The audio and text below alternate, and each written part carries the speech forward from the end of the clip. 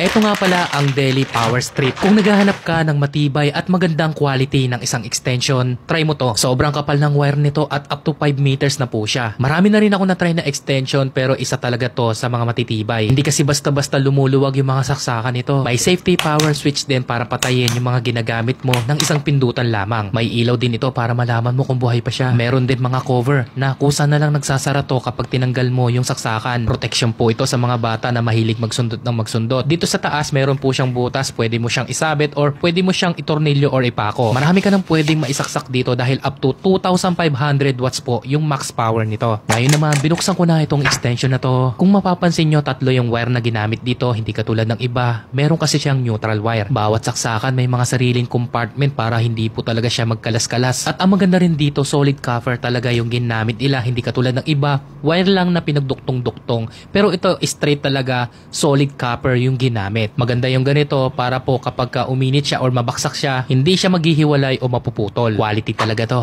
O siya, check mo na lang to sa Yellow Basket ha.